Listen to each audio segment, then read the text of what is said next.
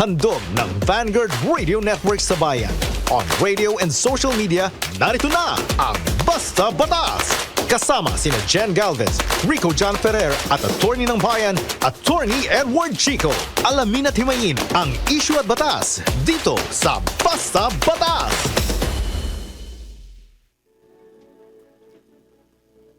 Mga kabatas, kamusta naman ang summer nyo? Bitin ba? Pwes, kung nabibitin ka, tumutok ka lang naman. Ngayon sa ating programang May Matutunan Ka Na, matatawa ka pa dahil bibigyang sagot ng attorney ng bayan ang inyong mga tanong sa libreng payong legal. Dito lang sa Basta Batas. Kaya mga kabatas, handa na ba kayong kabagin sa kakatawa at madagdagan ang kaalaman nyo sa batas? Sa ngalan po ni Rico John Ferrer, ako po si DJ Raffy. And of course, join our discussion on radio, Facebook, YouTube at TikTok dito po sa Basta Batas. Ay, DJ Raffy, kabagin. Yes, ma'am. Hindi kabagin. Kabagin. Masyari ka Ngayon sa talaga Shara. mag-rapper. Wow, hiyang-hiya naman ako sa'yo. Attorney, good afternoon. Afternoon, Madam. Good afternoon, DJ Raffy. At syempre, good afternoon sa ating mga kabatas. Para ang plastic yun ni Attorney. Mamo, inaano ako ni attorney. Ano ibig sabihin ba ng plastic? Linawin muna natin. Ito na naman siya. Para alam ko, para we're on the same page. Kasi ang alam ko, ikaw yung plastic. Gusto kong malaman kung ano ang ano nun. Uy, magandang hapon po sa inyong lahat, mga kabatas. Bumati ka. Okay na. Plastic. Kanina ano yan? Kanina nung bago kami mag-on air, mainit ang ulo. Hindi kaya. Hindi. Plastic. Hindi. Plastic. Uy, mga kabatas, magandang hapon po sa inyong lahat, ha. Dahil po nga pinangako natin last week, medyo nabitin tayo sa pagsagot ng mga maraming tanong na may kinalaman sa batas. Nandito po tayo ulit for the extension of your libreng payong legal dito lang sa Basta Batas. Raffy, alam kong nag-e-enjoy ngayon si Rico dyan somewhere kung saan mang may dagat. Rico dyan, kailangan pagbalik mo meron ka ng pasalubong, ha. Paalala lang po sa mga taga-Oriental Mindoro, nandyan kami next week. 'Di ba? So abangan po na sana magkita-kita tayo dyan sa may bandang Puerto Galera. Yung area ng mga mayayaman, like that. Joke. Joke lang yan, mga kabatas, ha. Kasama po namin, syempre, ang team ng Basta Batas dito sa Vanguard Radio Network Head Office. At saka si Attorney Edward Chico at si Madam. So, sana magkita-kita po tayo. Excuse me. Bago po ang lahat, bago tayo mag-proceed sa ating libreng payong legal, I think, Attorney, babatiin lang natin ang ating mga kabatas na fan ni ng Yuma. Ngayon lang yan, 'di ba, Bruce? This week lang po siya pumanaw, si Mr. Freddie Aguilar. I think he's also a national artist, if I'm not mistaken. Oo. Actually, hindi ko sure, Hindi pero ko sure. yung kanyang kantang Anak, alam mo, nilaban niya yan sa first Metro Pop, Hindi naman niya nanalo.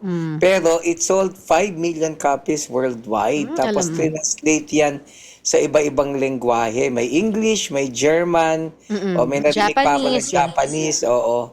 So, kasi napakaganda ng topic niya. Tapos yung tono niya is very universal, So, kaya nakakalungkot naman, siguro masabi natin, condolences doon pong sa mga naiwan ng yumaong Freddie Aguilar. Ayan. si Megan Aguilar was a schoolmate before, so condolences to her as well and the family. Kilala mo ba si Megan? Mas younger yan, younger sa akin. So, but- Alam ko din naman, pero kilala mo siya. Wow. Nakikirami po kami, pinapaalala ko lang dito po sa Basta Bakit Batas. wala namang masamang... Actually nga, we can celebrate his life by Good point, being good happy point. about his contributions. Kasi alam mo, si Freddie Aguilar, siya yung naglagay talaga ng mapa sa atin sa Pilipinas, Alala ko nga, di ba, nung gusto niya tumakbong senador, naalala ko pa, nag-joke pa ako dyan, Naalala mo yung joke ko na yun, sinend ko yung kanina sa'yo, di ba, Ma'am Jen? Na ang sabi ko, etong si Freddie Aguilar, nung bata siya, mabuting anak yan. Yun nga lang, bigla siyang nagbago, hindi natin alam, biglang tumigas ang kanyang ulo, pati yung payo ng mga tinaway niya. Kanta Pero pala. maganda sa kanya, naging mahusay din naman siya subsequently na tao at naging magaling na artist, Oh, very much, yes. pa sa atin, oo. Although, yung, Ano yan bata pa lang yan, ano siya Alam ko, bata pa lang nung yan. isinilang pa lang siya. Ay, nako, nung sinilang yan sa mundong ito. Laking tuwa Yung- ng magulang. Laking tuwa talaga ng magulang kasi pat naman hindi ka matutuwa, syempre may anak ka. So it's always also a constant joy. Buhay, mapapatay, mga kabata, si Atty. Edward Chico. Ralph, kumapit ka. Parang yung naalala ko nung namatay si anong pangalan Ingat nito? ka. Yung American na singer, yung kumanta ng Just Once. James nga? Ingram. James Ingram, Sabi ko na namatay si James Ingram. Sabi ko, I know you're somewhere out there. So, di ba may kata siyang somewhere out there? Sabi ko, I know you're Rip, sabi ko, I know you're somewhere out there. And wherever you are, Yamo be there. Sabi ko sa Ano kanya. daw? May kanta siya, Yamo be there kasi. Yamo be there. Ano yun? Kanta yun ni James Kanta niya po. Ingram, Yamo be Hindi there. ko alam yun eh. Kasi it's a sikat na kanta yun. Ba't di ko alam kung sikat siya? Kasi porke hindi mo alam, ikaw na magdidikta. So parang hindi ko siya alam, hindi siya sikat. Ganun ba yun? Wow! Bilib naman ako sa taas ng pagtingin mo sa sarili mo. Wait, hindi ako mayabang Confident lang ako, pero hindi ako mayabang. Oo. Hindi naman issue yung pagiging mayabang. Anyways, naligaw tayo. Napunta tayo kay James Ingram. Nakikirami po ulit kami sa But seriously, pamilya niya. pakikiramay kay Freddie Aguilar. Alam mo, natuwa ako sa kanya. When I was young, I used to frequent his place. Tapos ang ginagawa niya, nagko-compose siya on the spot. Anong portion sa show niya. Tapos bibilib ka din talaga kasi magaling siya talaga gumawa ng kanta. At magaling din siya kumanta, very expressive siya. Tapos yung tone niya, the way he expresses himself through music. So he will definitely be a tremendous loss sa industriya, sa larangan ng musika at sa larangan ng kultura, no? Kasi for the longest time pinasaya niya tayo. So once again, siguro our condolences sa mga naiwan po talaga ng yumaong Freddie Aguilar. Attorney and Ralph, kakambal kasi ng pangalang Freddie Aguilar. Yung refresh lang natin ng memory briefly ng ating mga kabatas. Di ba, Ralph, tungkol dun sa naging asawa niya yata or something, dun sa mas bata sa kanya? Oo. Ralph? Actually, ma'am. Oo. Yes, ma'am. Well, ano yung question ulit, ma'am? Nawala po ko. Anyways, he was... Ikaw, DJ Rafi, porket 18 degrees lang ngayon dyan sa Baguio na init dito, ha? Lutang ka Lutang ka na naman, ha? Hindi, kasi di ba... Nakakaantok kasi. Oo nga, hindi, magkape ka Baka muna. nag-away sila ng girlfriend niya. Pinuking. Joke. Hindi, kasi attorney, Kaya di ba? masaya ako magigdiban. Kukunin pa nga nila akong ninong. Tigil-tigilan mo, Totoo yan. Oo, totoo yan. Inaantay Naku ko na po. nga na ikasal sila dalawa. Hindi, anyways, yung naging partner kasi niya, I think at the time minor. Fan niya yun eh. Sa Mindoro pa nga ata ang concert nun kung hindi ako nagkakamali. Na in love sa kanya, tapos ayun na nagka-inlovean sila. Kaso minor. Tapos as I remember it, parang nag-convert siya sa Islam, 'di ba? Para lang mapakasal yung babae, attorney. Hindi kasi lahat na-afford yung ganun para mapakasalan yung mahal nila kahit na minor de edad.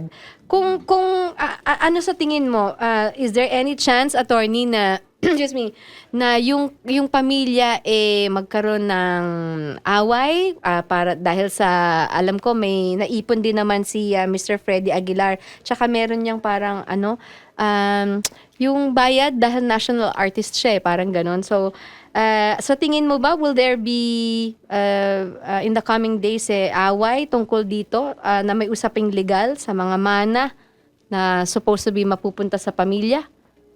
Una sa lahat, linawin natin, yung pag-aasawa kasi, yung batas ng pag-aasawa, primarily ang nag-govern dyan, yung Family Code of the Philippines, and it's applicable sa lahat ng Filipino. However, yung mga kapatid nating Muslim, meron silang separate na batas. Yeah. Hindi ba? Meron silang tinatawag na Sharia or Sharia law na sinusunod nila. So, iba, for example, yung mga qualifications for you to get married. Sa atin kasi, di ba, sa family code, dapat at the very least, you should be 18 years of age. Sa mga Muslim, hindi naman ganon. Ngayon may magsasabi, valido ba yung kasal nila considering na tingin namin, kaya lang naman siya nagpa-convert sa Islam para makapag-asawa siya.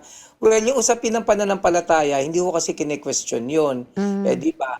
Kung talagang siya nagpa-convert at siya tinanggap yung conversion niya at siya naging ganap na isang Muslim, so definitely, he can really take advantage of the benefits o kung hindi man benefits, sabihin na lang natin yung mga applicable provisions na kumbaga ay ibinibigay o ginagawad sa isang Muslim. Kaya para sa akin, whether we like it or not, that marriage I think is valid. Ano? Legit. And of course, pagdating sa manahan, that will guide them accordingly. Sa tingin ko naman sa bata, in fairness naman doon sa asawa niya, sinamahan naman din siya ng matagal na panahon hanggang pagkamatay niya. Inalagaan. Ako mga picture na ano sila parang masaya naman talaga sila. Paano Parang mo alam? Chismoso ka talaga. Hindi mo chismoso. Porket nalaman ko, chismoso agad ako. Sabi mo, Hindi- may nakita ka mga pictures na in-stock mo na naman pag may, yan, Ralph. pag may nakita ba akong picture, ini-stock ko. Ganyan Hindi ba yan. pwedeng nakita, hindi ba pwedeng nakita ko sa news? Sinasabi ko sa'yo, alam mo, minsan alam nyo mga kabatas atin-atin lang ito si Atty. Edward Chico. Naku, tingnan mo. Ma'am Jen, alam mo, magsasend yan sa akin. Minsan okay. alas 10 ng gabi. Ang magsasend tanong, sa- pag may sinend ba ako sa'yo, ibig sabihin, ini-stock ko? Chismoso ka lang. Hindi, saan mo na ko? Sige, saan mo na ko? Bigyan mo ng justification yon. Hindi ba pwede nakita ko sa newsfeed? Tandaan mo, in the age of social media, there's a plethora of information Oo na. you Ito can naman. actually know about. Lalo pa pagka nag-Facebook ka sa social media, kabi-kabila ang newsfeed, hindi ba? So, wala pa naman tayong napag-usapan na ito exclusive information, nakakalap ko lang dahil nang stock ako. Yung sinishare ko nga sa'yo, actually, shared content. Totoo, hindi. Totoo, sagutin mo. Yung mga pinapadala ko sa'yo. Mga diba, kabatas, shared ino-okray content? ko lang to si Ibig Atty. sabihin, Edward Chico. Hindi lang talaga ako makascore talaga mga kabatas. Kasi ang Pero galing niya talaga seriously, mag-argue. Seriously, balik tayo dun sa babae. So I think, hindi naman dapat questionin yung validity ng kasal nila. Love Because I naman. would like to assume, based at least on the pieces of information available to us, mukhang valido naman yung pag-convert ni Freddie Aguilar. So therefore, siya ay sakop noong batas nila. Kaya valido din naman yung pag-aasawa. At nakita ko naman mukhang naging maligaya din naman yung asawa niya. Hindi naman sila naghiwalay for so many years until his death magkasama sila. Hindi naman siya yung tipo ng tao na nagsisisi pagkat nalaman niyang siya'y nagkamali. Galing! Hindi naman siya yung ganun eh. The way I see it, parang pinanindigan naman niya. Tinginingining. Galing mo. Oh, ano ka, Ralph? Nga nga. Basta yun. Anyways, hindi, may anak ba sila, Ralph? Nagkaanak sila ng girl? Ay, hindi. Meron. Bakit sila tinatanong Based mo? sa research po, parang wala pa naman ako nakikita, ma'am. Siya kasi nag-research. Actually, ma'am, dahil busy ako sa Baguio dito kasi admin talaga ang trabaho natin sa Baguio. Pinagawa ko po sa mga neophytes Diba? po. Tsaka mga Ay, interns namin, ma'am, yep. from the University of the Shout out sa Cordilleras. mga interns ng Shout out. University of Cordilleras. Yehey. Ano daw ang kanilang ano ang kanilang findings?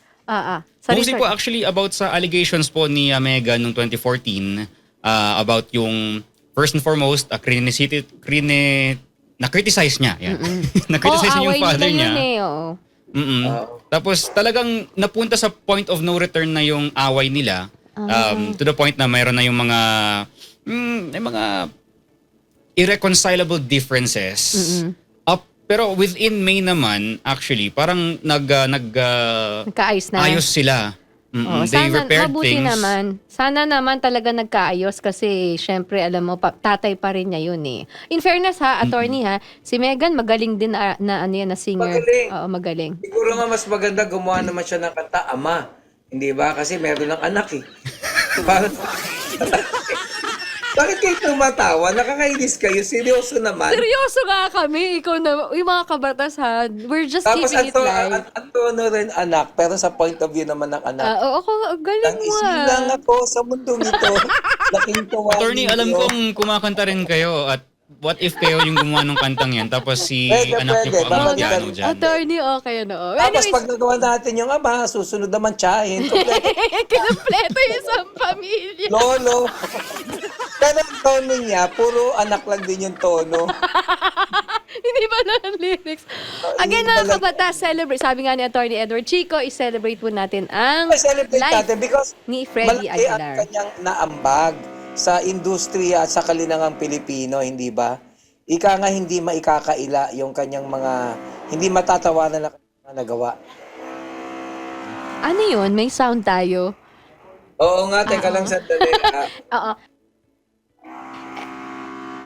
Anyways, mga kabatas, patuloy po kayo nakikinig sa ating programang Libreng Payong Legal dito lang sa Basta Batas. Kung meron po kayong tanong, 0939-431-1244 ang ating pong Basta Batas helpline. And also, pwede nyo po kaming i-message sa ating Facebook page at YouTube channel ng Basta Batas or sa TikTok para po makumpleto namin ang inyong mga tanong. Alright, Ralph? Alright mga kabatas, ano ang mabisang pangontra sa mga mapang-abuso ng batas? Ano pa kung hindi dapat alam mo ang mga karapatan mo nang hindi ka maabuso? Tutok lamang po sa Libreng Payong Legal dito po sa Basta Batas. Narito na ang inyong kakulitan tuwing tanghali. Wala nang papantay. Tambalang Carpio. My name is DJ Piolo. At ako naman, Gandang Karen. Ito ang Tambalang Carpio. Tambalang Carpio. Tambalang Carpio. Lunes hanggang Biyernes, alas 11 ng umaga hanggang alauna ng hapon. Dito lang sa 95.3 Big Sound FM. Basta Batas. Libreng payong legal ng attorney ng bayan na si Attorney Edward Chico sa Basta Batas. Alright, unang tanong, paunahin ko na ha, una ko na, galing to sa TikTok di ba wala yung attorney natin. Ikaw na lang daw yung abogado, ma'am. Ano ka, Rafi? Kayo po ay nakakapanood ng mga, live bloopers ng Basta Batas. Di ba nakakatawa? What is a show kung walang bloopers? Di ba? Alam mo yung viral na yan, naaaliw ako dyan sa bata rin. Mama, wag mo akong palo ha. I'm sure nakita ng mga kabatas natin yan. Meron kami sariling version ni Noel dyan ng asawa ko. Alam mo kung ano, Raf? Ano yan, ma'am? Daddy, palo mo ako ha. Nako. Hindi mo kinaya. Boses mo yan, ma'am, no? Boses mo yan. Hindi ano ka ba? Kala ko, ma'am, ikaw yung nag-record nun eh. Hindi! Ano ka ba? Anyways, handa na ba si Attorney Edward Chico sa ating libreng payong legal? Wala pa. Sige. Alright. Yung chair mo na raw, ma'am, ang sasagot.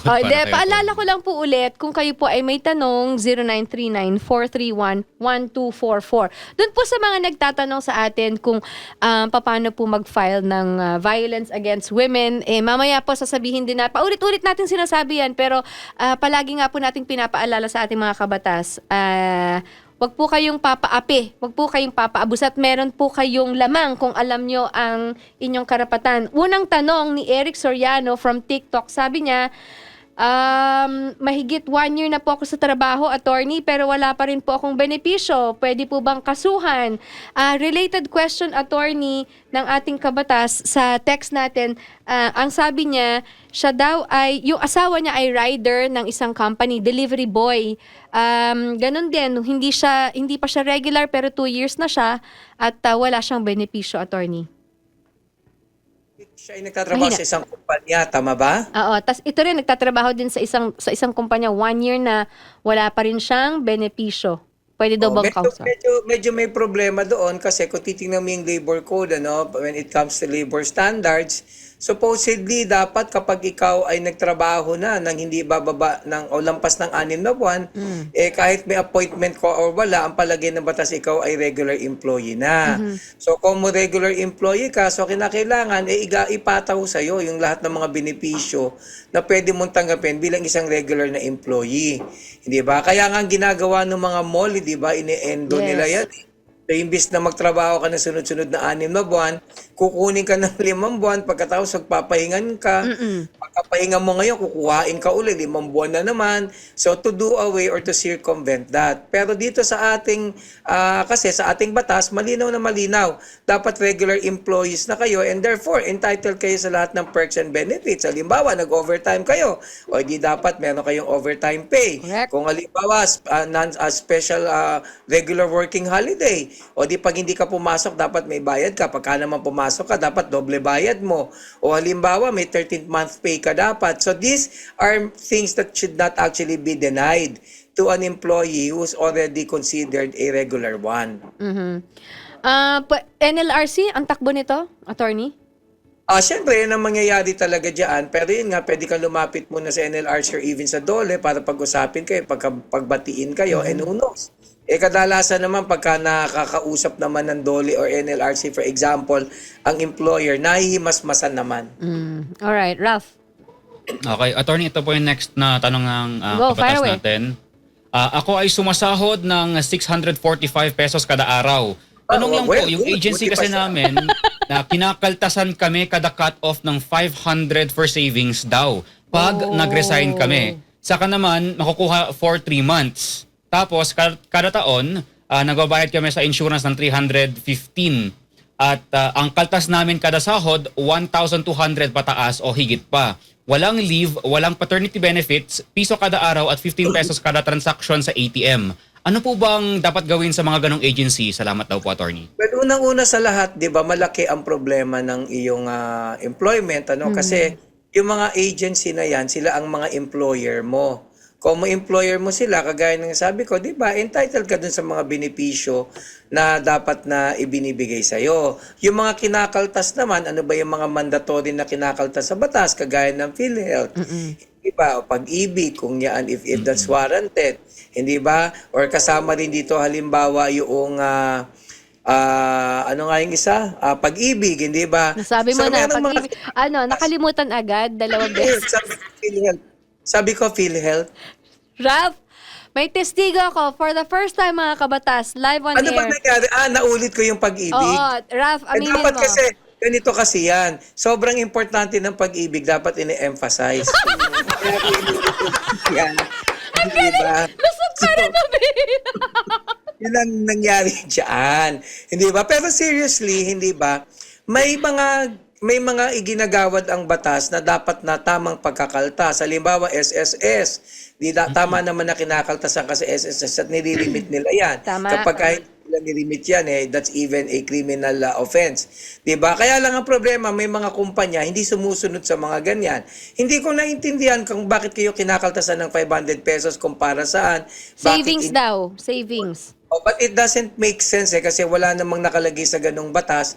Maliban na lamang siguro kung voluntarily at hindi naman siya unconscionable, pinirmahan nyo bilang kontrata ng inyong pagtatrabaho na merong kinukuhang pera at ibinibigay naman sa inyo pag kayo'y umalis. Pero tandaan mo kung halimbawa, assuming for the sake of argument, pumayag ka man na meron kayong kasunduan na para kayo nag-iipon, di ba? Kinakaltasan ka ng 500. O pagka ikaw ay tinanggal halimbawa dahil sa tingin nila ikaw finire ka halimbawa sa trabaho, 'di ba? So kung pag illegal ang termination mo, 'di ba, entitled ka sa separation pay. O yung separation pay, hiwala 'yon, hindi dapat kukuhain doon sa savings.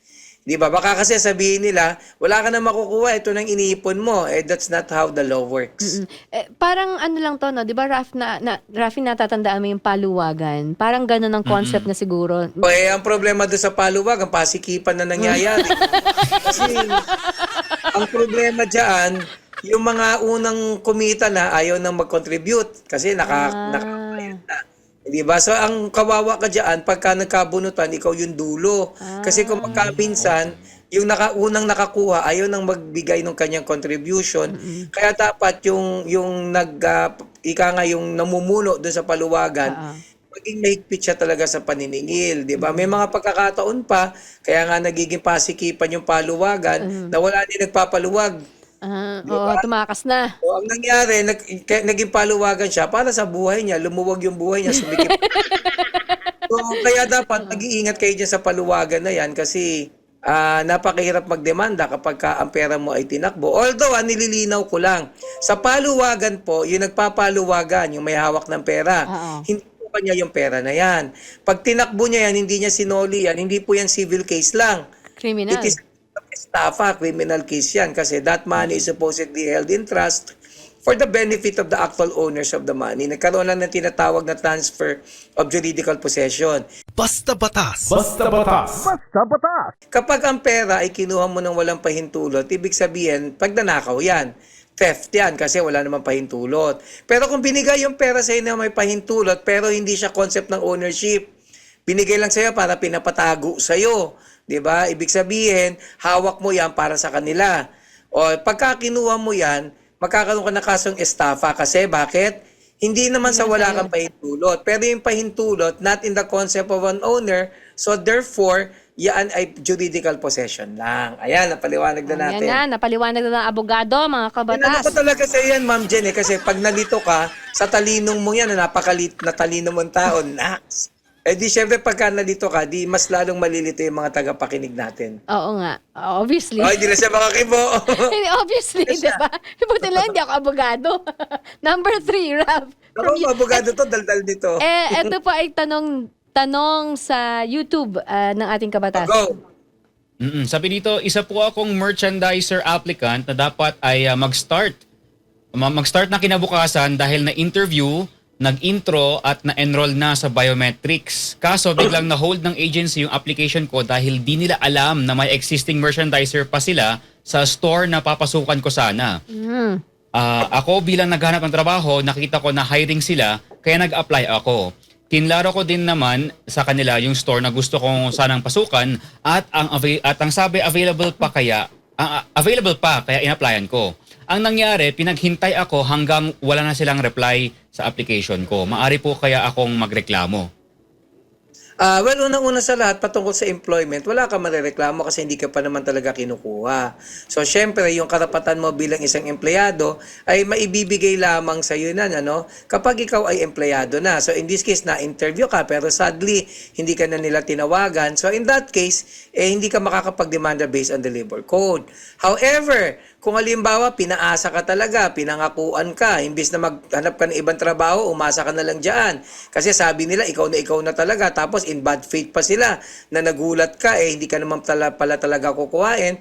So you might actually be able to file a petition for payment of damages. Kasi pinaasa ka. Yung pinakamahirap sa lahat, yung umasa ka, na sa bandang huli madidiscover mo, wala ka namang aasahan. Kaya nga, di ba, lagi ko sinasabi sa mga estudyante ko, kayo, pag nagmahal kayo, huwag kayong aasa kung wala kayong asahan at huwag kayong mag-aantay kung hindi naman darating. Eto, nag-antay ka, pinangakuan ka na darating. Umasa ka dahil pinangakuan ka na mangyayari. At kung mapapatunayan mo na talaga may pagkukulang sila, negligent sila, you might actually be able to actually file a case in court for payment of damages. Kaya lang the way I see it, kung magdedemanda ka, masayang lang din yung oras mo, hindi ka naman siguro may bibigyan ng malaking danyos dyan Kasi hindi naman siya masyadong malaking bagay.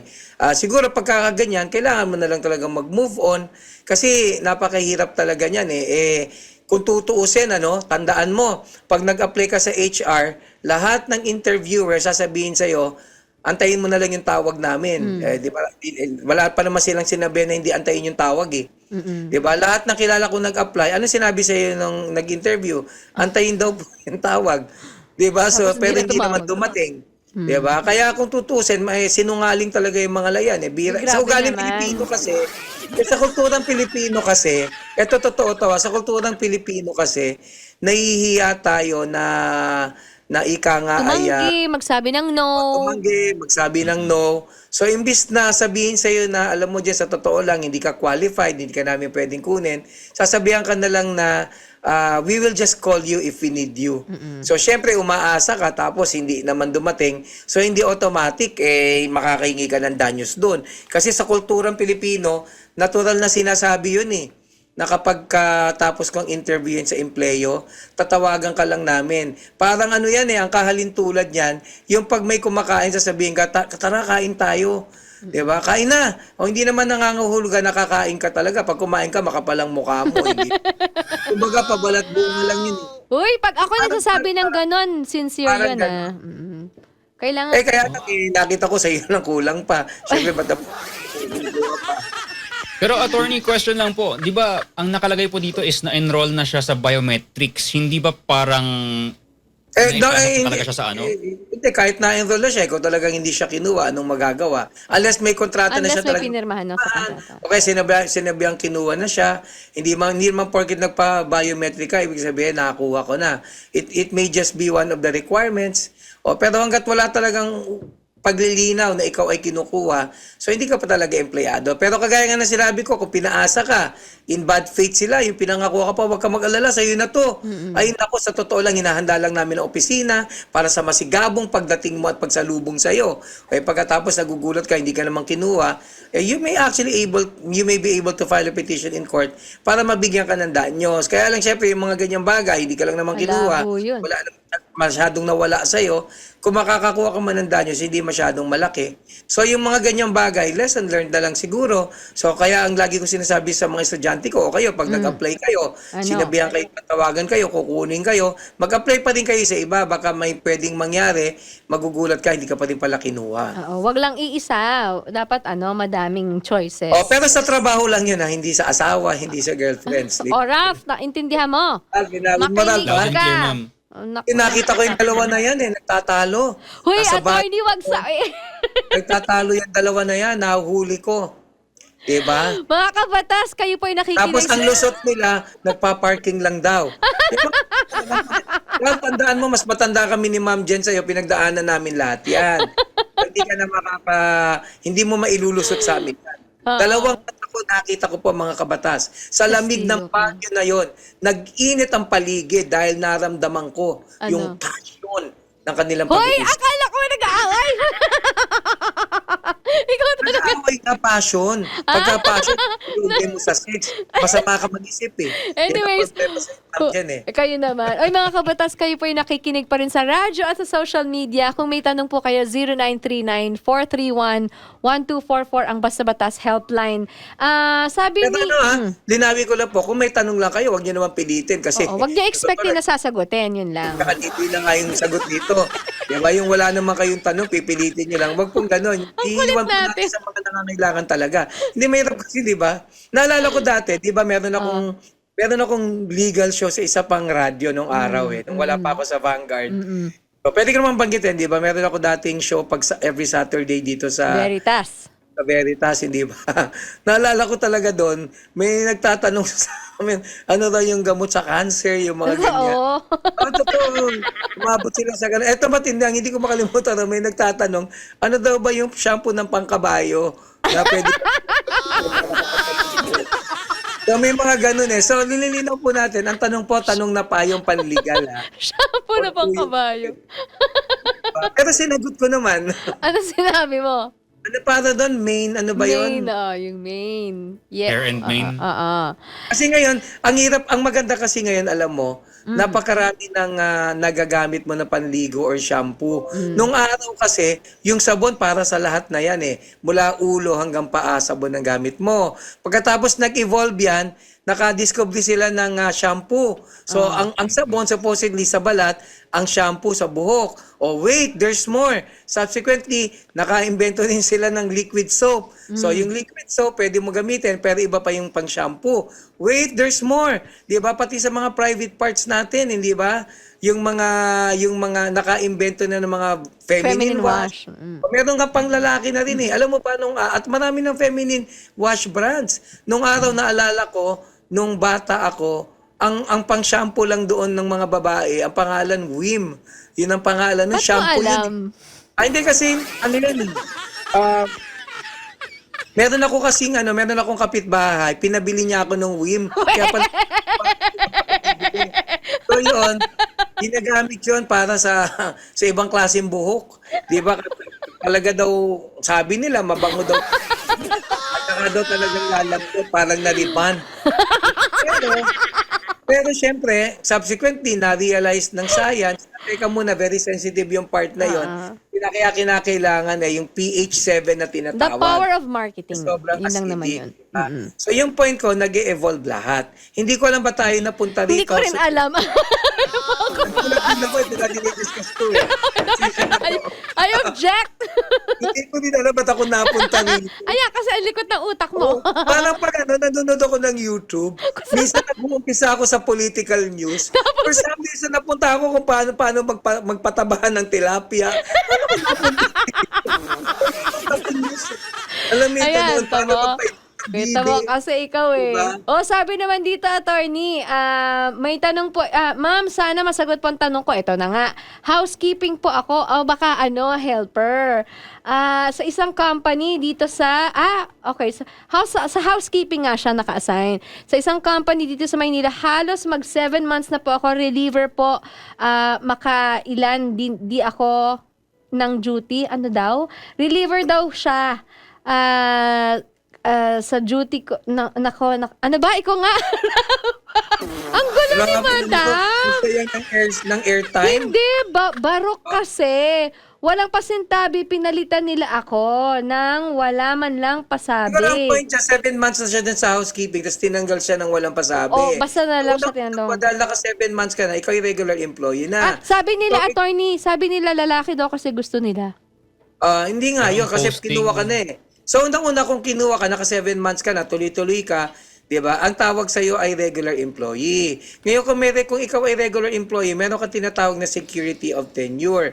Ibig sabihin, hindi ka pwedeng alisin, maliban na lang kung merong kadahilanan ng pagpapaalis sa'yo. Di ba? Halimbawa, ikay gumawa ng krimen, halimbawa, ikay nagpabaya sa trabaho, o kaya ikaw ay tamad. Pero kung inalis ka na lang dahil iba daw ang kailangan nila, di may pananagutan ng kumpanya niyan, it amounts to what we call unfair labor practice. So, maaari ka magdemanda sa NLRC sa DOLE. Kasi hindi ka pwedeng paalisin dahil nga may security of tenure ka on account of the fact that you are a regular employee.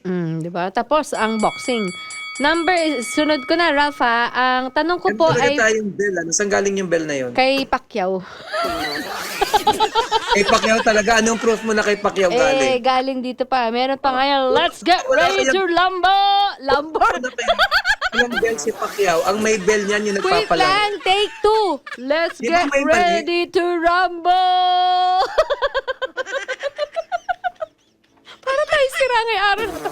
Sabi dito, Attorney Edward Chico, ano ba to? Sabi dito, tanong po kung pwede pong magpadole kasi ayaw po kaming bigyan ng Certificate of Employment na gustong layout po agency namin. Oh, paano yun, No, attorney? hindi ko maintindihan. Ba't Hindi ko ayaw alam ka yung layout, pero ayaw daw Bakit silang ayaw bigyan ng ano. Bakit ayaw ka bigyan ng certificate of employment? So, May dapat ano daw po, meron. attorney, may standard layout daw yung agency. Baka pero ayaw format, daw sila no? bigyan ng ano.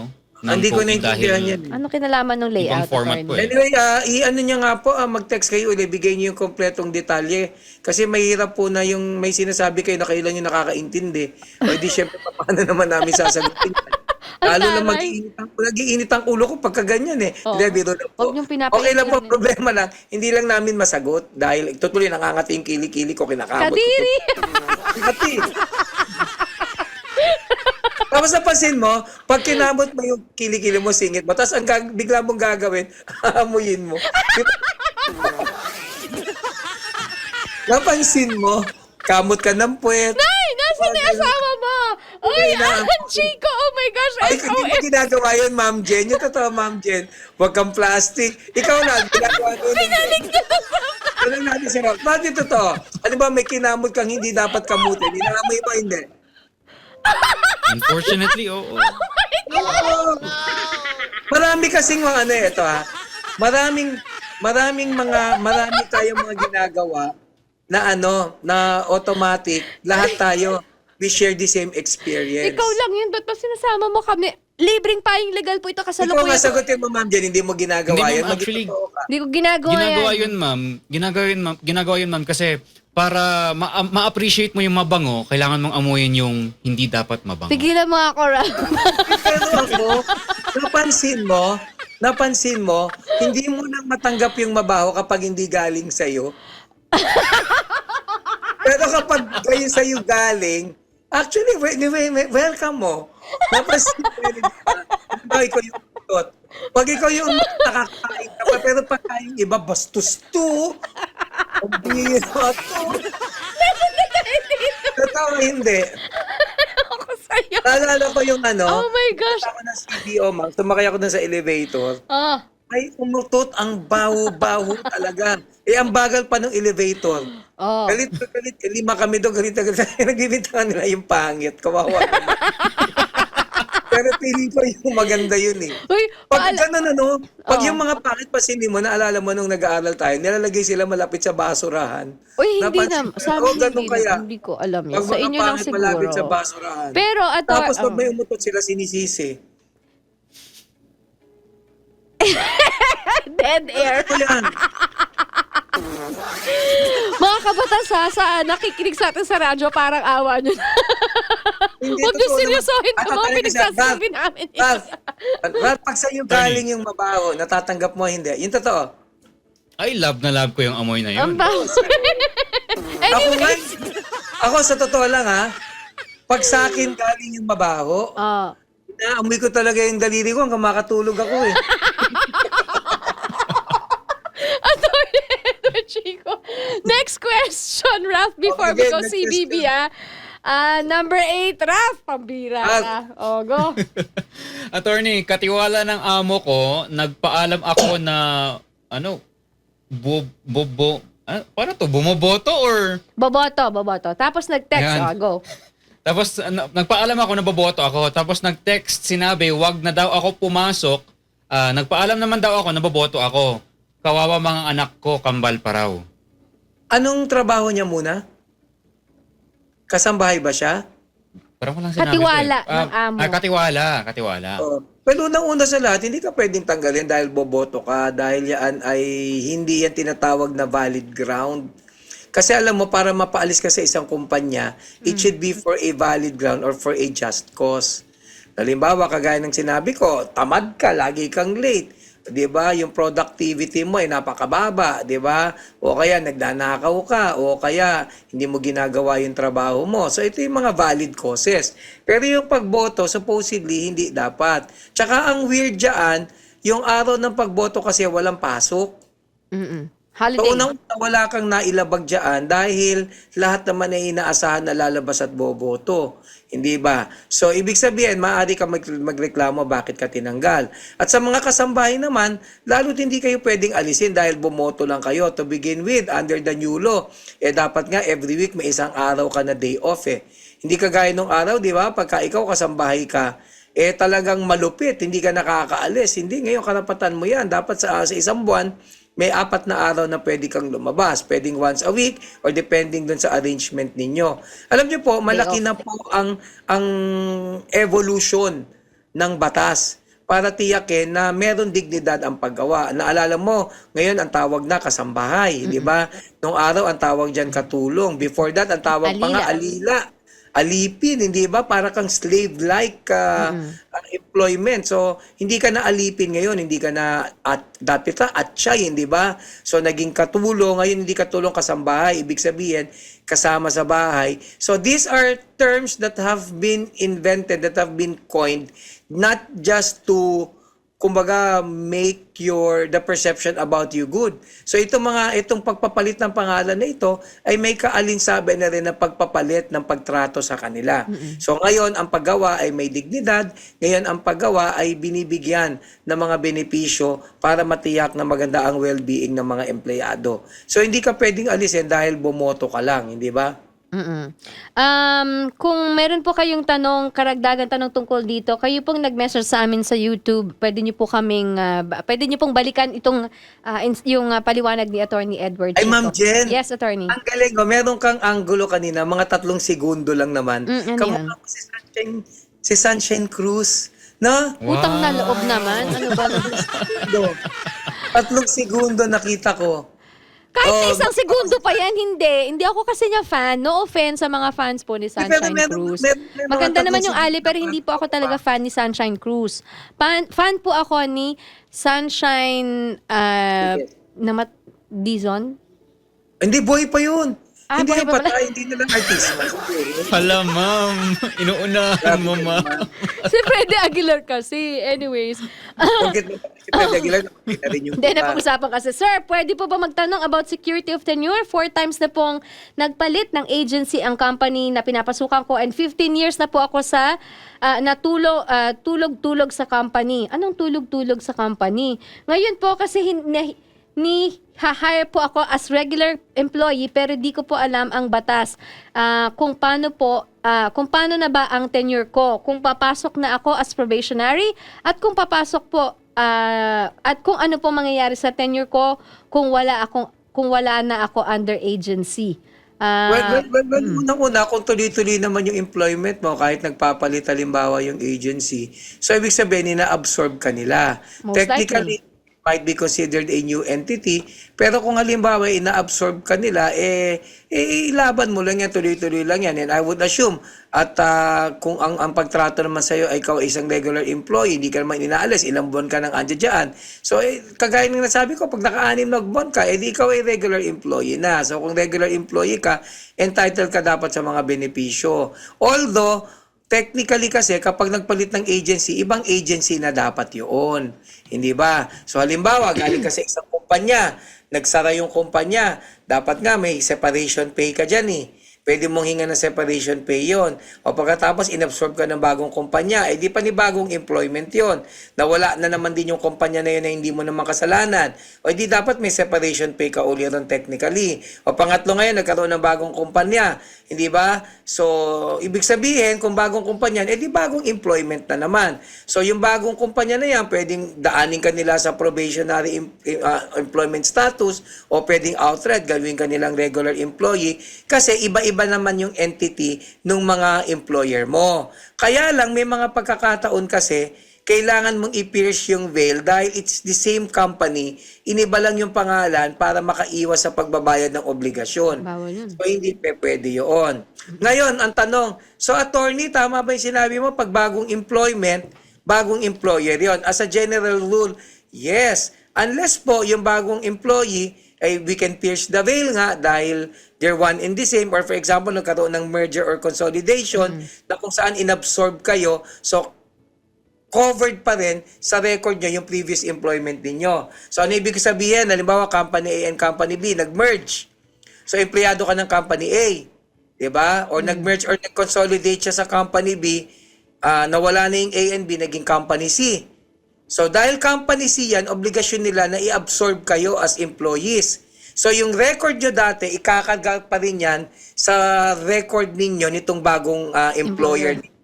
So, for purposes of, for example, provision of certain benefits, i-cover pa rin yung employment nyo dati.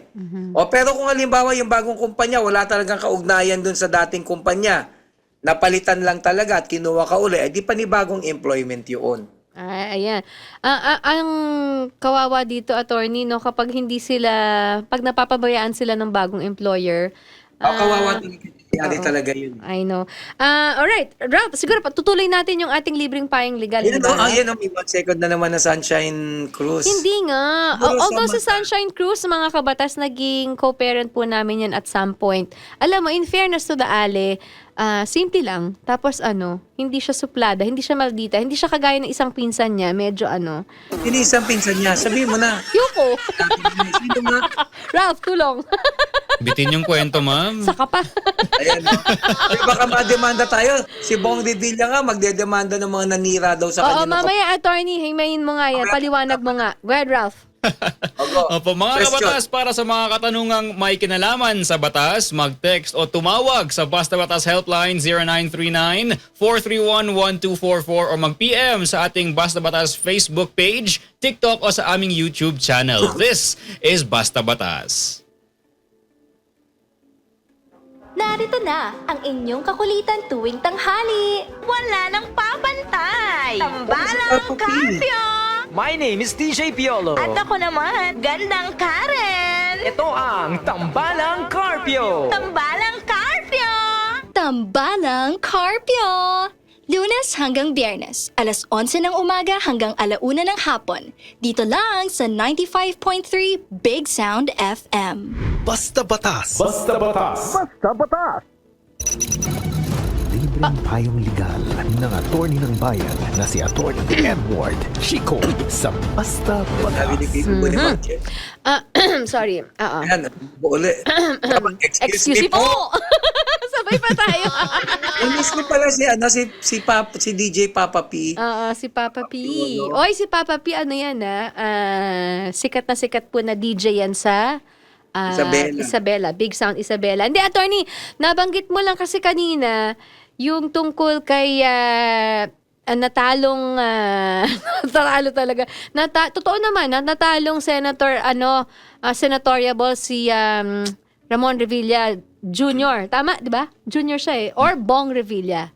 Sabi magdidemanda daw, sabi ni Attorney Fortune. Bakit? May kay ba? Dapat ba? Not dapat ba? Meron bang lusot to? Kasi natalo daw siya dahil sa mga false information or fake news. Well, syempre, evidentiary yan, pero tingnan muna natin, pwede ba siyang magdemanda? O di syempre, pwede naman siya talaga magdemanda kung meron na limbawang paninirang puri na ikanalat sa social media laban sa kanya. Kasi di ba alam naman natin yung cyber libel, sabi ng Korte Suprema, it is actually a valid law. So ano yung cyber libel? Kapag meron kang siniraan na limbawa sa social media laban sa isang tao o individual, o di syempre maaari kang idemanda ng tao na yon kasi yung sinabi mo ay defamatory o nakakasira sa kanyang reputasyon.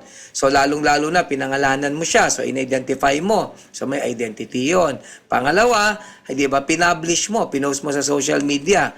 Pangatlo, hindi ba siniraan mo siya talaga, nagsabi ka ng bagay na hindi totoo, na pumangit tuloy yung tingin ng tao sa kanya. At pangapat, kung kang ganyan ang pangyayari, automatic, maliban na lang kung mapatunayan mo na meron kang ibang intensyon, lumalabas na meron kang motibo na masama.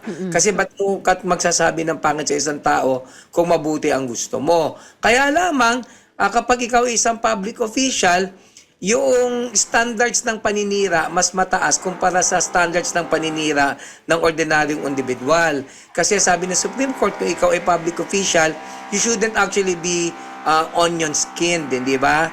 Kasi nga public office is public trust. Kung meron na limbawang mga sinabi laban sa'yo, hindi porkit nakakapanirang puri yan, automatic na may karapatan ka na magdemanda. So sa bandang uli, pwede ba siyang magdemanda? Pwede. Kaya lang dapat iyakin natin na yung sinabi sa kanya pasok doon sa apat na elemento. Kasi minsan mahirap din kapag kakampanya, alam mo naman kapag kakampanya, maraming mga naratibong ginagamit sa iyo at laban sa iyo.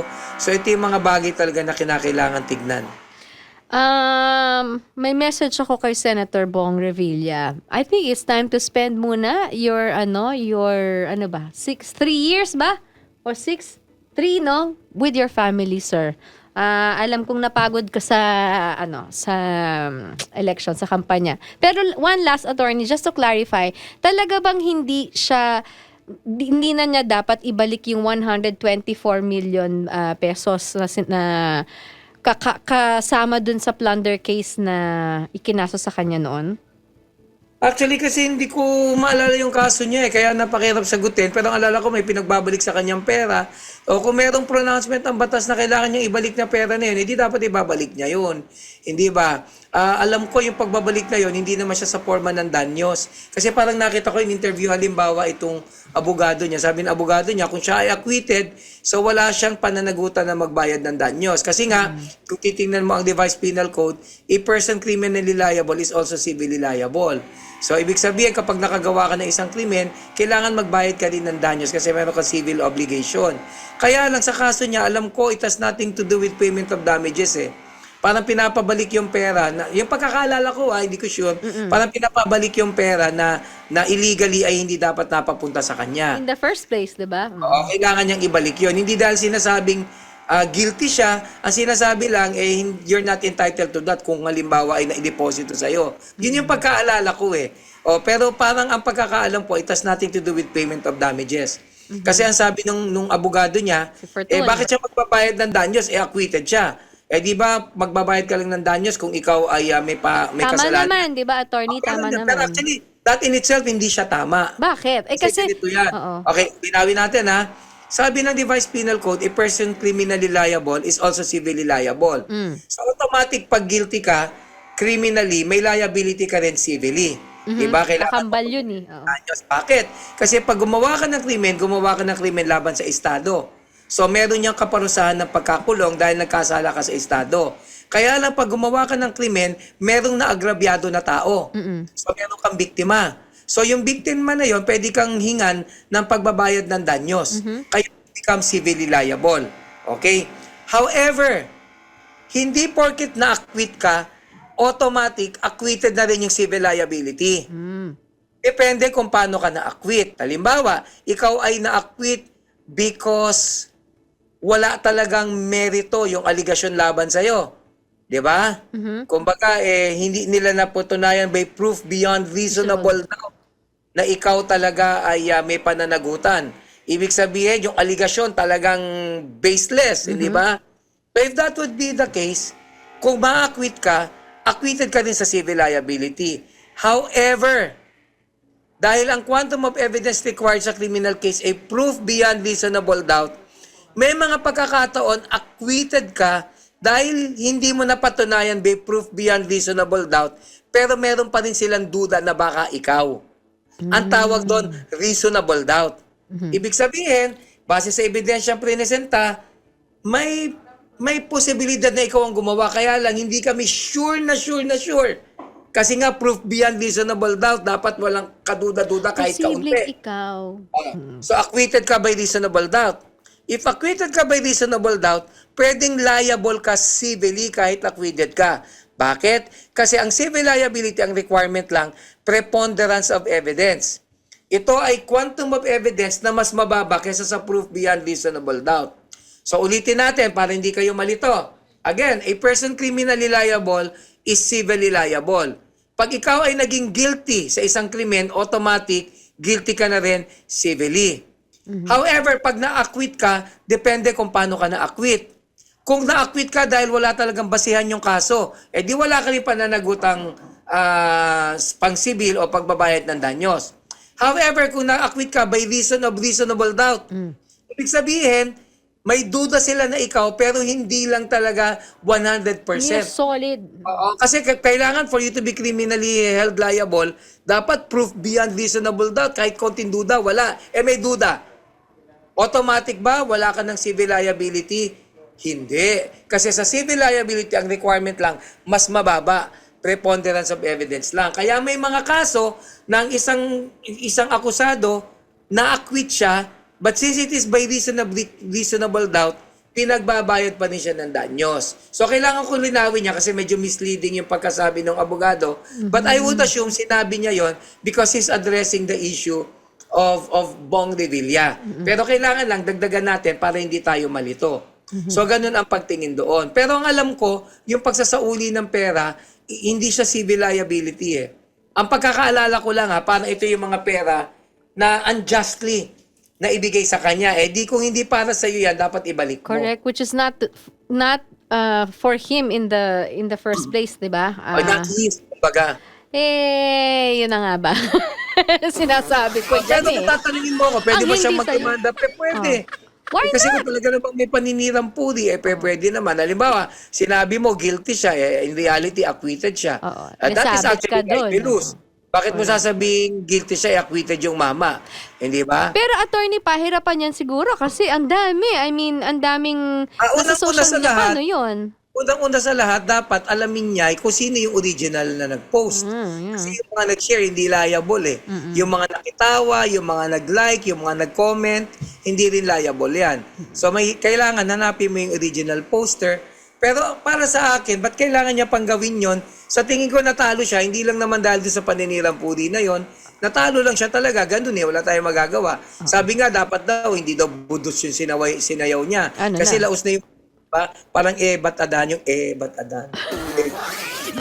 Yun ang dapat ginawa niya, hindi ba? I think- Ito yung ginawa niya. Alam mo, Attorney Ralph, ang mga kabatas, ang pagkatalo po ni Senator Bong Revilla, I think siguro may yung mga kabataan parang parang pagod na sila sa kakanood ng during kampanya na lang lagi kayong sumasayaw, wala ba kayong plataforma?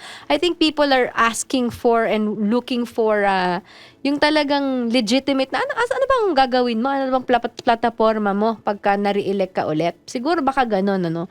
Tingin ko lang, not necessarily. Then again, attorney, hindi tayo, this is just my assumption, mga kabatasa. Pero kung tingin ko, not necessarily, kasi whether we like it or not, natalo siya. Pero nandun pa din naman siya sa pang-13 o pang-14, hindi naman siya mababa It's a big drop from the last time, ha? Pero ibig sabihin, malakas pa rin siya. Pangalawa, kung pagod na tayo sa mga nagsasayaw, marami ring nanalong nagsasayaw lang eh. Kung pagod tayo sa artista, nanalo si Lito Lapid. Si Vilma Santos, nagsayaw yan sa stage, pero nanalo din siya. So, ibig ko lang sabihin, napakaraming factors kung bakit siya natalo. Unang-una, sa larangan ng politika, importante yung affiliation niya. Kung kay Nino ngayon, mas may nararamdaman ang tao kung sino iboboto nila. Diba? Siya ba ay kabahagi halimbawa ng administrasyon o kabahagi ng oposisyon? That is already an issue because highly divided ang taong bayan. Pangalawa, siya ba ay na-endorso ng may mga block voting halimbawa? Malaking bagay din yan. 1-2 milyong boto din yan. Pangatlo, hindi ba ano ang kanyang standing relative to the others? So at the end of the day, I think ang politika sa atin personality-based pa rin kasi wala naman tayong matibay na party system. So ang point ko lang, maraming dahilan, tama ka ma'am Jen kung bakit siya natalo. And to a certain extent, tama ka din, lalo na yung mga kabataan kasi maraming bata ang bumoto ngayon. Gen Z. Siyempre yung mga bata, hindi ko inaasahan na iboboto nila si Bong Revilla, no? So ang point ko lang, napakaraming factors. Ang point ko lang, kuya talo ka, huwag ka na maepal. Huwag ka, tama. Alright. Alala mo, di ba hindi ko alam mo na kasi yung joke na to, pero siguro sa kabatiran ng mga kabatas natin, Si Rafi ba? alam mo kasi, hindi, nakwento ko na kay Ralph yan eh. Di ba, si Bong Revilla kasi, alam niyo po yan, nakausap kayo na 3 beses, may agimat po siya. Talaga? Oo. Ano yun? Ang agimat niya po, hindi siya tinatabla ng hiya. Ano ba, Kasi iba kuya? hindi tinatabla ng bala, di ba? Iba hindi tinatabla ng bala. Eto, Pero siya hiya. hiya na. Pero tinatabla siya ng bala, pero hiya hindi. Oo nga, tama. Joke lang yan, ha? Joke lang yan, mga kabatas, ha? Sir, good PM po from Isabela. Yung lupa na mamanahin sana namin, binili ng kapatid ko na may kaya sa buhay. May habol ba ako? Kasi sabi ng nanay ko, may mana kayo sa lupa. Papaano po at ano dapat ang aming gawin para makuha naman namin ang nabiling ng kapatid ko na may kaya Well, sa buhay. unang-una sa lahat, kung talagang binili ng kapatid nyo at legal yung pagbili, valido po na kanya na yon. O kasi kadalasan ginagawa yan, di ba? Meron kang anak. Yung anak mo maraming pera, bibili na lang yung ari-arian sa'yo. Di ba, kung talagang valido ang pagbebenta, ibig sabihin, binayaran niya talaga, wala kayong magagawa, hindi nyo pwedeng pigilan yun. Dahil yung properties ng nanay ninyo, yung mga lupain niya, hanggat nabubuhay siya, kanya yan. Dahil kanya yan, siya ang merong karapatang mag-decide kung gusto niyang ibenta kahit kay Nino. Kung ibinenta niya sa atin nyo, dahil may pera yung atin ninyo, hindi nyo na mahabol sa atin nyo yung mga lupa dahil legal naman niyang nabili yun. So supposedly, ang dapat pagmamanahan nyo, yung pinagbentahan. Hindi ba? Correct. Ngayon ang problema dahil sa nanay nyo yan, yung pinagbentahan, sinugal niya halimbawa, o kaya gusto niya nalugi, talagang ganun wala ka nang makukuha. Mahahabol nyo lamang yan sa atin nyo kung mapapatunayan ninyo na hindi talaga nagkaroon ng bentahan. Kung baga, ginawa ng nanay nyo, binigay lang sa kanya, pinalabas na nagkaroon ng bentahan para lang maibigay sa kanya. Hindi ba? If that is the case, ang tawag niya simulated deed of sale, simulated contract of sale. Kung simulated yan, hindi totoo yan, it will be considered a donation at ang donation pwedeng habulin. So, ganun po ang Ayun. Ay, ang cute ng paliwanag niya. Ralph, mag-ingat ka sa mga kinukuha mo sa mga magulang mo, ha? Next question, Ralph, number 12. From YouTube. Pero kasi, From alam mo YouTube sa totoo lang, alam mo Ma'am Jen, mabigat talaga pag usapin na ng manahan kahit mga magkakapatid. Uy, nag-aaway-aaway magkakapatid. Nag-aaway-aaway talaga. Naalala ko, meron akong ka-kliyente na yon. Kala ko may minamana ka. Laban namin na kapatid niya, ang sabi niya, may mga sentimental value daw kasi yung property. Yeah. At yung hinahabol niya, yung isang mansyon, tsaka isang mamahaling kotse. Sabi ko, pambira naman yung sentimental. Ayan. Ay, iba rin, hindi ba? Sabi ko, ba't hindi na lang yung Toyota? Wala daw sentimental value. Iba lang yung kuryente ko. Yung mga So, payo. pinag-aawayan talaga ang manay. Okay, let's go. Ano pa tanong? Ralph, next. Attorney, sabi dito, patulong naman sa bayan ng Bicol Norte, Bayambang, Pangasinan. Kami po ay nakatira sa aming lupa more than 50 years na po. Kaso last year, meron pong nag-claim ng aming lupa. Ito po ba ay alienable land at ngayon po ay ito po ay alienable land at ngayon po binebenta sa amin ng 1,500 per square meter. Tanong ko po is meron po ba kaming magagawa para maipaglaban ng aming lupa? Well, unang-una sa lahat, tingnan natin yung classification ng lupa, hindi ba? Baka naman yan ay walang may-ari pa. Ibig sabihin, baka yan ay kinukonsider na public land. So, kung kinukonsider na public land yan, walang tao na pwedeng mag-ari niyan, kahit kayo. So, halimbawa naman, public land pa rin siya, pero na-convert na into alienable and disposable kasi nire-classify siya as agricultural. So pag agricultural yan, pwede nang ariin ng pribado. Ngayon, dahil wala pa talagang may-ari na private person, ang pinaprioritize dyan kung sino yung nakatira or the one in possession.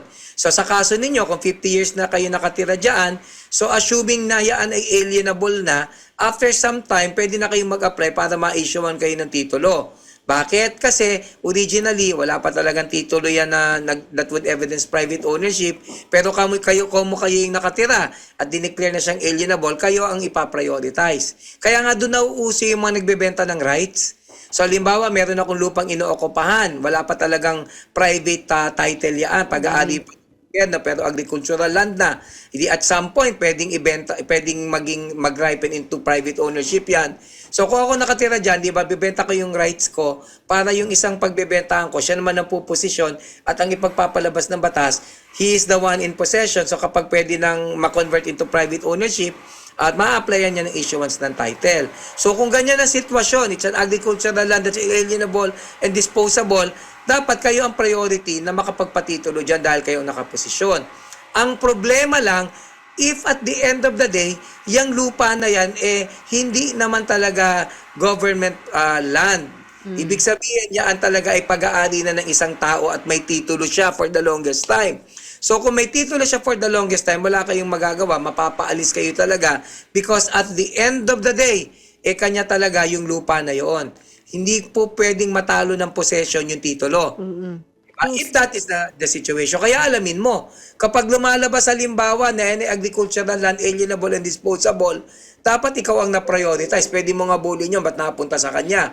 But if it turns out that from the very get-go, may titulo talaga yung lupa na yan, nakapangalan doon sa tao. No amount of possession, kahit how long, kahit gaano pa katagal yan, would be able to defeat yung ownership ng lupa based on the title. Ganon ka bigat yung titulo, hindi ba, attorney? Sa batas yan, nire-recognize po ng batas yan, mga kabatas, ha? Saan siya pwedeng magreklamo sa Registry of Deeds, attorney? At pumunta muna siya dun sa Register of Deeds para malaman niya kung ano talaga yung nangyari at ano yung classification. At malaman niya yung history kung paano na-issuean ng titulo.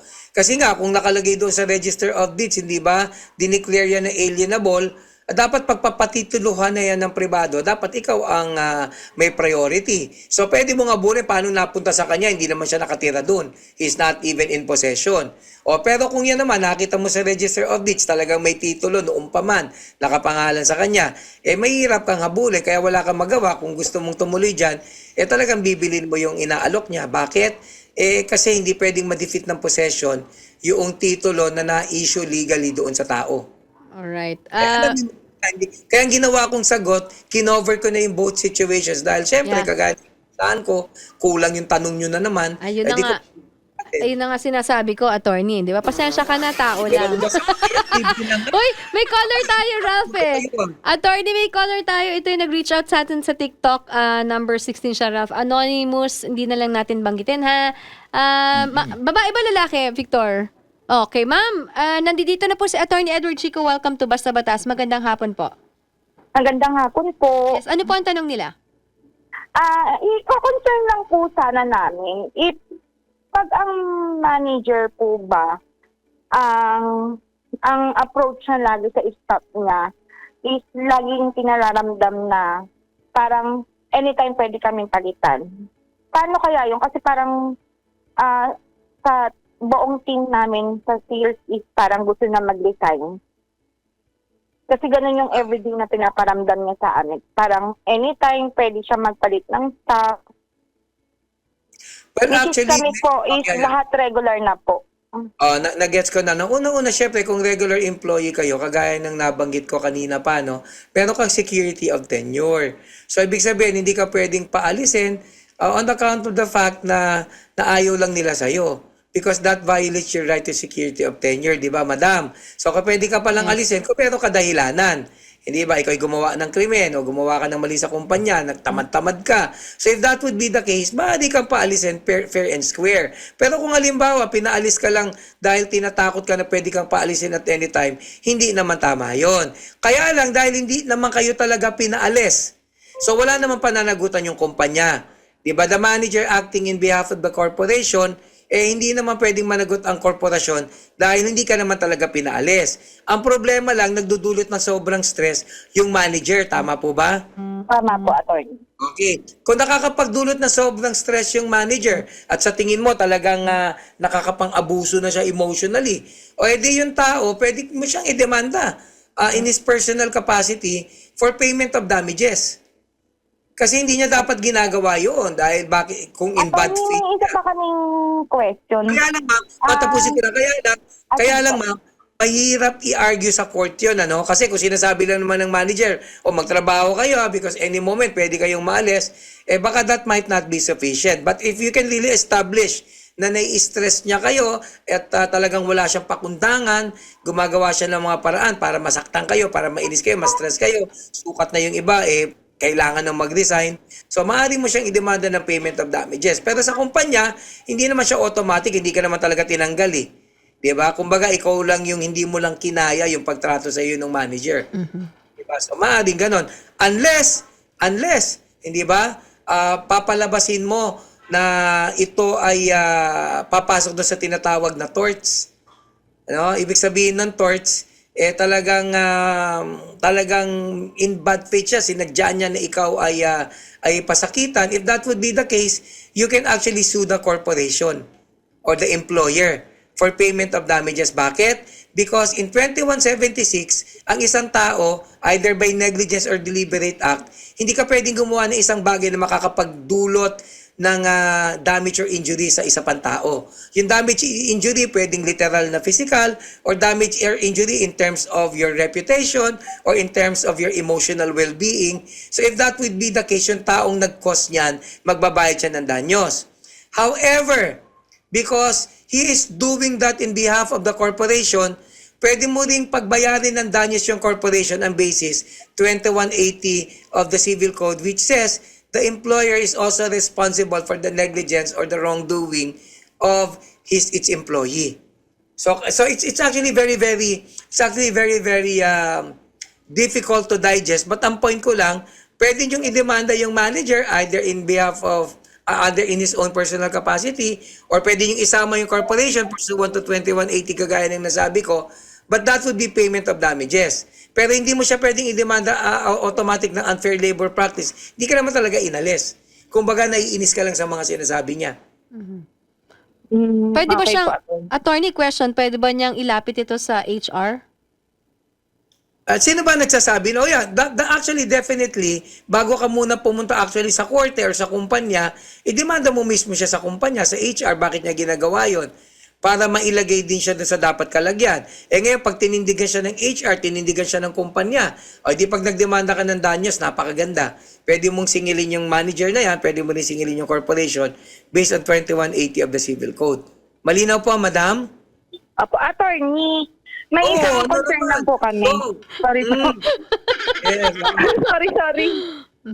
Attorney, kasi masyado kahit kang nadala. regular kami, attorney, pag hindi po ba kami nakakakota, attorney, legal po natanggalin kami. Well, supposedly kasi kung regular employee ka, hindi ka dapat tatanggalin dahil hindi ka nakakakota. Kaya lang unless the employment is based on that. Hindi ba? Kasi may mga employment based on that eh. Kumbaga, it becomes a valid cause. kung hindi ka nakakakota. If from the start, voluntarily, alam mo naman na pag pumasok ka doon, nakadepende yun doon sa kota na makukuha mo. Siyempre, pag May hindi ka memo nakakakota... siya, attorney. May pinapirma siyang memo, attorney, pero ang signatory lang po siya without the HR and without the owner. Teka, may malaki naman ang problema doon. Dapat ngayon ay sa pagitan ng kumpanya at sa pagitan ng mga empleyado. Ang ibig ko sabihin, kung bahagi ng employment mo yung requirement na nakakamit ka ng quota. So sa madalit sabi, pag hindi mo na-meet yung quota, it's a valid cause. Okay. Diba? Valid pa rin, attorney, valid pa rin siya na i-terminate. Kailangan, nung nagtrabaho ka, alam mo na yun talaga isa sa mga requirements. Naiintindihan mo ibig ko sabihin? Yes po, attorney. Pero ang question lang namin doon, sir, attorney, doon sa memo Hindi niya. ko pala nasagot. Iba lang pala question mo. Sorry po. Attorney, sorry na. Abot pa ako. Dapat kinat mo agad ito. Pitik na to. Ang dami ko nang sinabi. Attorney, hindi naman yun ang question ko. Ang question ko lang. Hindi ko Attorney, dapat last na pinagot to. kung gano'n. Last na daw yung attorney ko naman. Oo. Kumukota na siya eh. Ikaw kumukota ka na. Isa pa. Oh. Sige, ganito tanong mo, Last na, Iya. attorney. Attorney, basta legal ang termination namin kahit siya lang ang signatory. Well, normally kasi, hindi naman siya magiging signatory lang kung if it's not in behalf of the corporation. So, Okay as po, a attorney, yun lang manager, naman po. he represents employment, hindi ba? Ngayon, kung talagang siya lang ang gumawa, hindi alam ng kumpanya, edi tanong mo sa HR. Okay, attorney. Naiintindihan mo? Pag sinabi ng Apo, HR, naku, palya, nagbibida siya, o edi yariin nyo na yung manager na yan.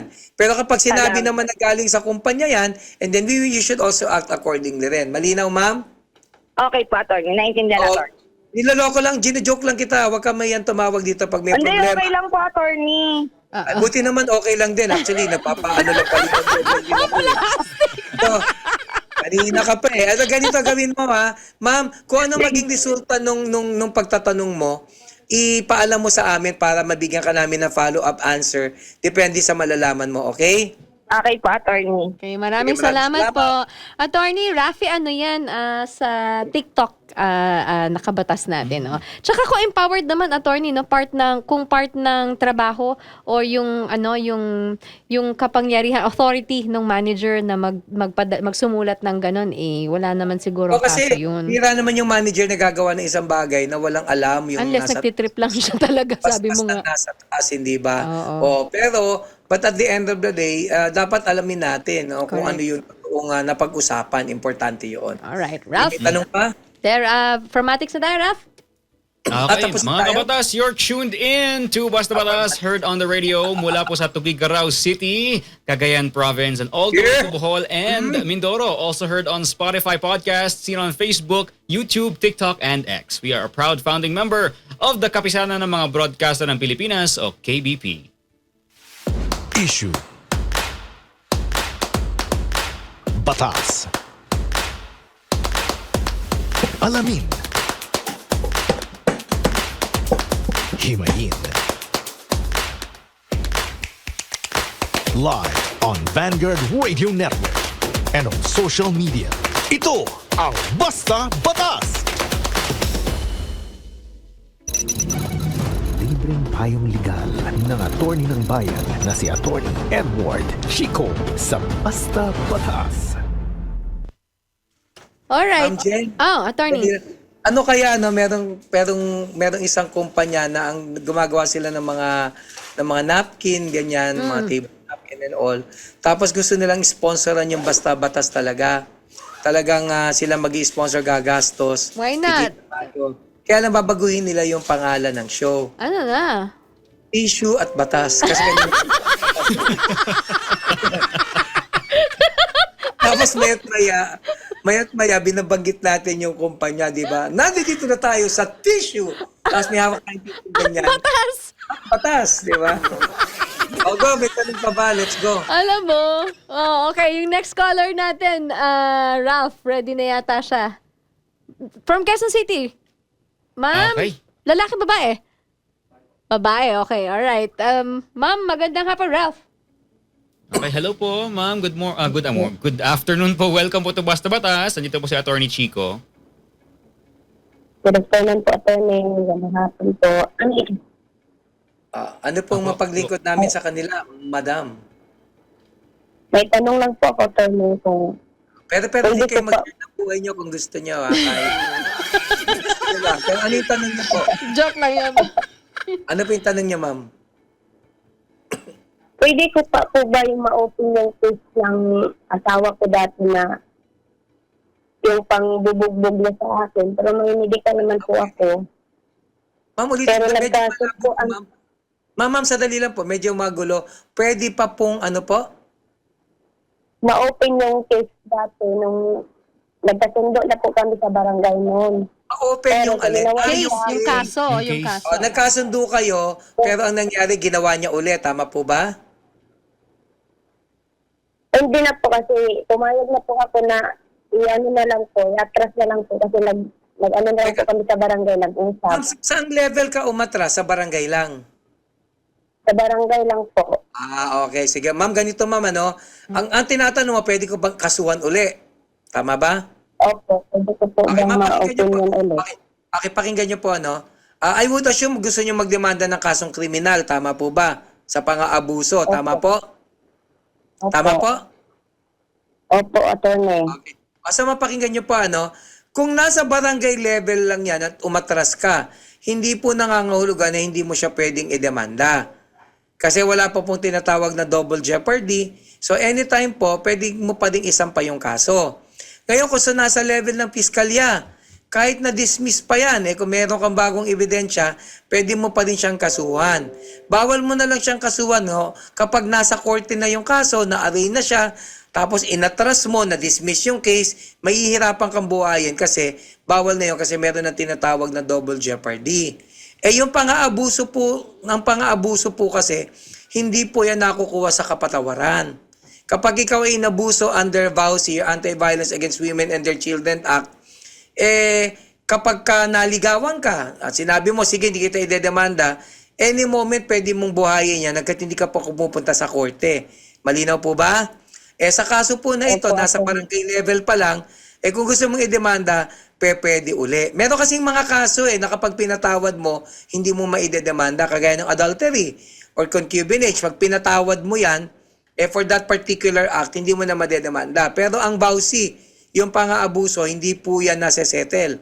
So kahit sinettle nyo yan sa barangay at nagbago isip mo, gusto mong idemanda uli, pwede ka namang magsampa ng kaso pa rin sa korte. Malinaw po? Opo, attorney. Attorney, may dagdag pa po. Paano po yung, may kaso po ba yung pambubugbog niya sa akin sa harapan ng anak ko mismo? Tapos, Syempre po siya po. ng gamit. Siyempre po. Nako ma'am, kung binubugbog kayo ng ganyan, hiwalayan ninyo na yan. Kasi may mga pag-aaral po sa psychology na may mga tao po, meron silang tinatawag na psychological incapacity. Kapag ka binubugbog ka ng ganyan, hindi ako naniniwala na madaling makakalimutan yan at hindi kanya nabubugbugin uli.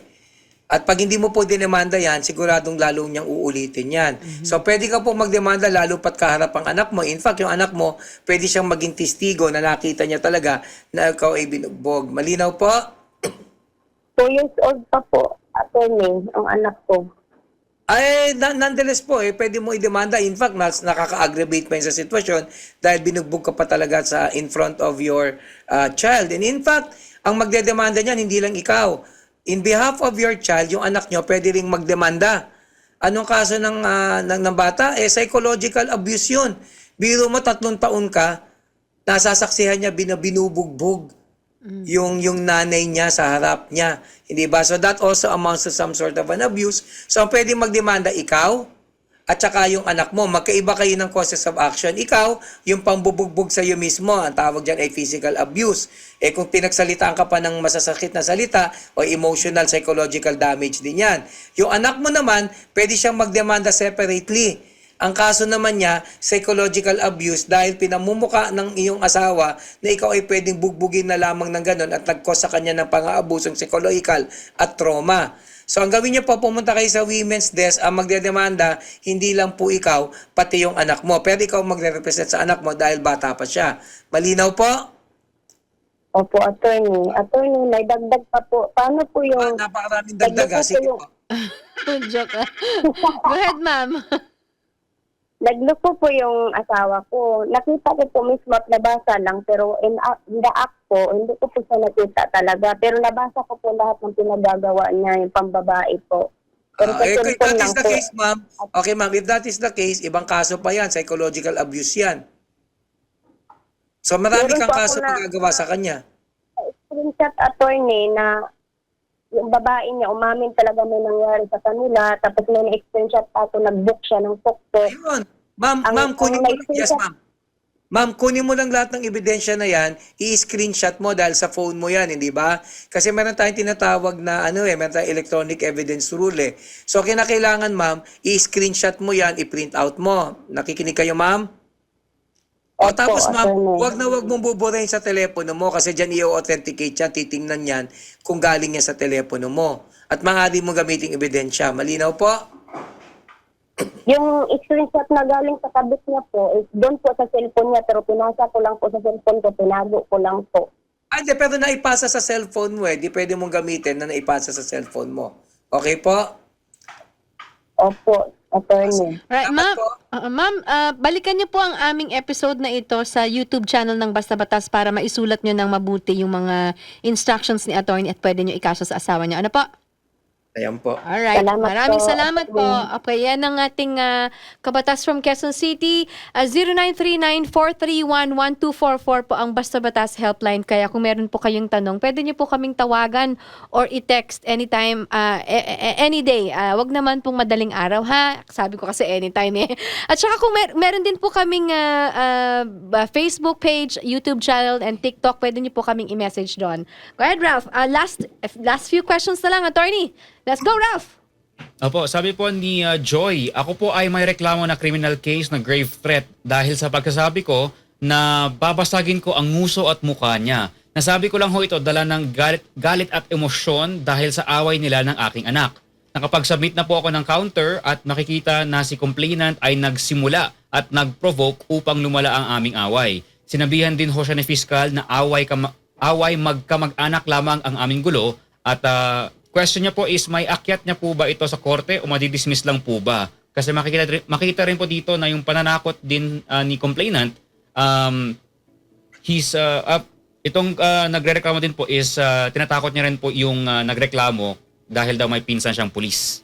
Pero unang-una sa lahat, kung talagang pinovoke ka lang, siya ang nanguna, hindi ba? So, justified naman kung makakapagsalita ka ng ganyan. Kung mapapatunayan mo yan na limbawa, chances are, madidismiss yung kaso laban sa'yo. Kasi yung grave threat, kinakailangan may intent ka na talagang ang layunin mo ay talagang takutin siya. Pero kung halimbawa, nadala ka lang sa silakbo ng damdamin mo dahil may pagtatalo kayo, kung magkaminsan yan ay pinapatawad naman ng korte. Pasaya na totoong nangyari po, pero kung halimbawa talagang wala namang ganyang pangyayari, tinakot mo lang siya at nakapagdulot ito ng takot sa kanya at pangamba sa kanyang buhay, di mananagot ka. But otherwise, wag niyo masyadong problemahin po.